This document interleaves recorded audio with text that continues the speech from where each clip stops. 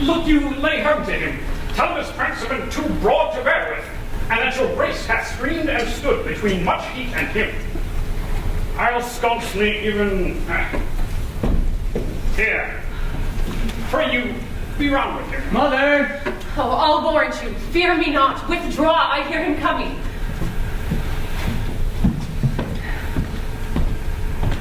Now, mother, what's the matter? Hamlet, thou hast thy father much offended. Mother, you have my father much offended. Come, come, you answer with an idle tongue. Go, go, you question with a wicked tongue. Why, how now, Hamlet? What's the matter now? Have you forgot me? No! By the root, not so. You are the queen, your husband's brother's wife. Would it were not so, you are my mother. Nay, then I'll set those to you that can speak. Come, sit you down. You shall not budge. You move not till I have set you up a glass where you may see the inmost part of you. What wilt thou do? Thou wilt not murder me. Help! Help! Help! Help! Help! Oh, now. A rat? Dead for a ducat. Dead! I am slain! Help me! What hast thou done? I know not. Is it the king? Oh, what a rash and bloody deed is this! A bloody deed? Almost as bad, good mother, as kill a king and marry with his brother. As kill a king! Aye, madam. 'Twas my word.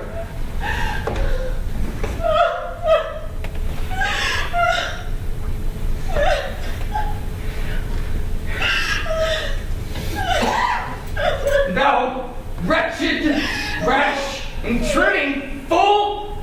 Serve up. I took thee for thy better. Take thy fortune. Me bringing of your hands, please sit you down, and let me wring your heart, for so I shall. What have I done that thou darest to wag thy tongue and noisome root against me? Such an act that blurs the grace and blush of modesty, calls virtue hypocrite, takes off the rose from the fair forehead of an innocent love and sets a blister there, makes marriage vows as false as dicers' oaths. I me, what act that roars so loud and thunders in the index? Look here, upon this picture, and on this, the counterfeit presentment of two brothers. See what a grace was seated on this brow. Here was your husband. Look, you know what follows. Here is your husband, like a mildewed ear blasting his wholesome brother. Have you eyes? You cannot call it love, for at your age the heyday of the blood is tame, is humble, and waits upon the judgment. And what judgment would step from this to this? What devil was it that had cousined you and had been blind? Oh, shame. Where's thy blush? Rebellious hell, if thou canst mutiny in a matron's bones, to flaming youth let virtue be as wax, to melt in her own fibers. Proclaim no shame when the compulsive ardor gives the charge. Oh, Hamlet, speak to me no more. Thou turnst mine eyes into my very soul, and there I see such black and grey spots as will not leave their tint. Nay, but to live in the rank sweat of an enseamed bed, stewed in corruption, honeying and making love over the nasty sod. Speak to me no more. These words, like daggers, enter in my ears.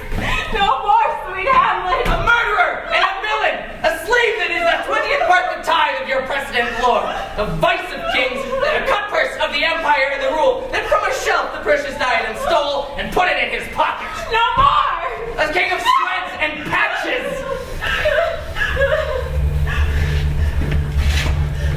Save me, and hover o'er me with your wings, you heavenly guards.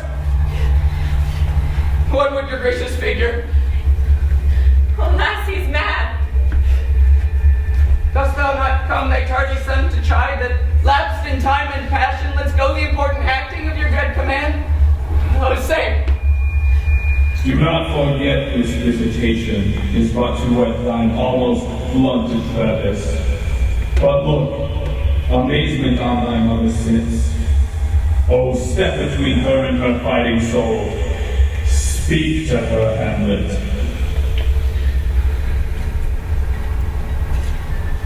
How is it with you, lady? Alas, how is it with you?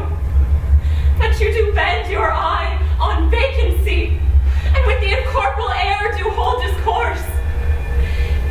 For that your eyes your spirit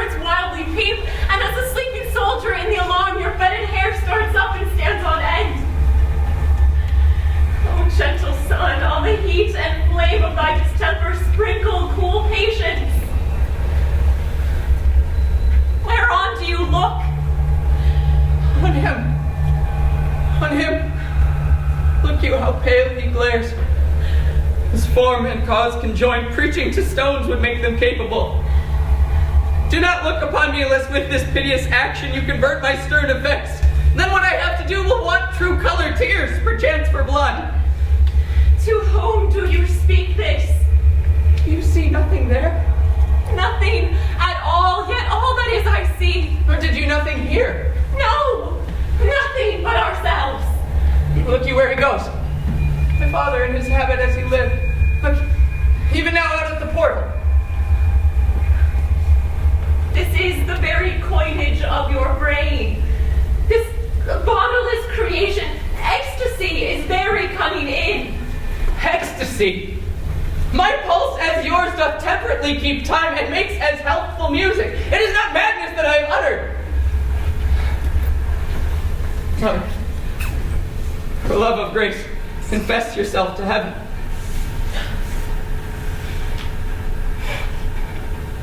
Repent what's past.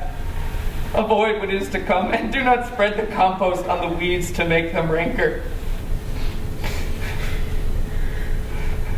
Forgive me this my virtue, for in the fatness of these pursy times, virtue itself of vice must pardon beg, yea, curb and woo for leave to do him good. Oh, Hamlet, thou hast cleft my heart in twain.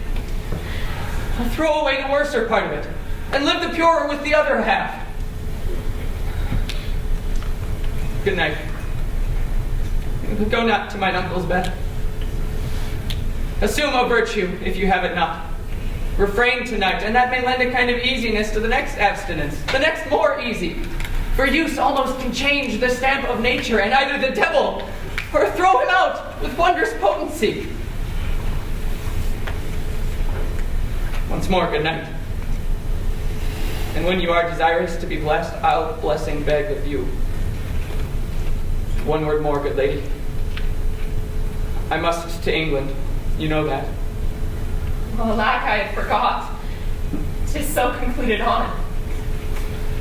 There's letters sealed. And my two schoolfellows, whom I will trust, as I will adders fanged, they bear the mandate. They must sweep my way and marshal me to knavery. But I will delve 1 yard below their minds and blow them at the moon.